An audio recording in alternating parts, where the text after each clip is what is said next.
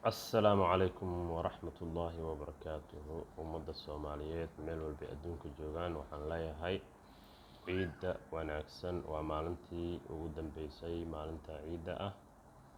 Ilaahay acmaasheenii aan soo marnay allahna wanaajiyo, allahna naga aqbalo. Intaas kadib waxaan leeyahay saddex mowduuc ayaan rabaa in aan wax ka iraahdo. qodob waa shacabka, qodobna waa xukuumadda, qodobka kalena waa murashaxiinta.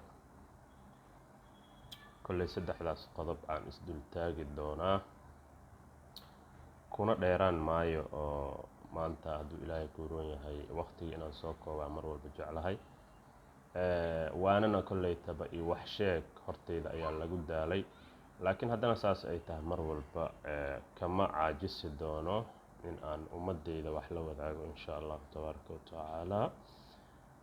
qodobka ugu horeeya haddaan usii dhaadhaco warka inaan kusii dheeraadaan diidanahay. xukuumadda ayaan ku hormarayaa oo mas-uulka maanta uu ka yahay Maxamed Xuseen Rooble. run ahaantii Maxamed Xuseen Rooble iyo xukuumaddiisa iyo ciidankiisa iyo maaragtay hay-adda oo dhanba oo talada maanta waddanka wax ku leh kulli waa isku duub weeye. ayaan rabaa inaan ula hadlo. qof walba wuxuu leeyahay mas-uuliyad wadareed oo ah wax oo asiqaas u ah oo mas-uul oo ummadda ugu yahay ayaa jira. marka waxaan rajaynayaa mas-uulka ugu sarreeya iyo kan ugu hooseeya inay isla shaqeeyaan. waa dardaaran waxa aan sheegay, mowduuca wax kale ma aha, waa dardaaran in ay isla wada shaqeeyaan, ayna sidii daacadnimo iyo aan laqdabo ku jirin inay iskula shaqeeyaan. ra-iisul wasaaraha keligii wax mar sameyn karo, waa run.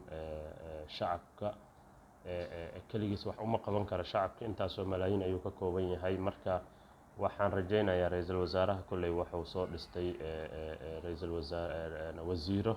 wasiiradaas waxaa loo baahan yahay wasiir walba xilkii loo magacaabay inuu say tahay ugu soo bixi karo ayaan rabnaa. walaalayaal waa in lees gacan qabta weeyaan, ma fahamto. taas sidaas ayaan ugu soo gaabinayaa. mowduuca labaad oo ah maxay ahayd shacab weynaha Soomaaliyeed. shacab weynaha Soomaaliyeed waxaan ula talinayaa ama aan u sheegayaa sida ayagaba ay iigu sheegaan aan ugu dhageysto oo kale. iyagana waxaan jeclaysan lahaa in ay u dhageystaan oo barnaamijkayganin maaragtay si fiican wax uga faa'iidi doonaan rajaynayaa. walaalayaal shacab weynow meel walbood adduunka ka joogtaan waxaan idinkula talin lahaa in xukuumaddiina aad taageertaan, in dowladdiina aad taageertaan, in aad qabataan ama ka qabataan wax kastoo khatar ku ah xukuumadda. maxaa yeelay waxay mas-uul ka tahay waa annaga.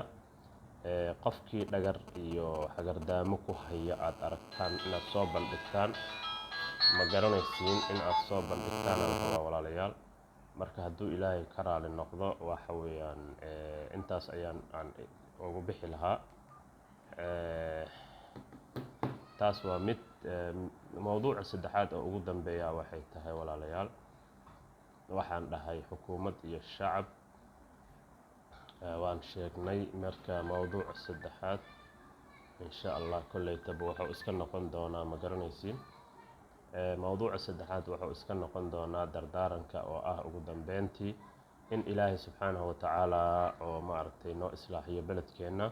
waa duco iska macquul ah weeyaan in ilaahay subxaanahu wa tacaala maaragtay waddankeena noo islaaxiyo, shacabkeenana uu isku quluub iyo quluubteena uu mideeyo insha Allah tabaaraka wa tacaala.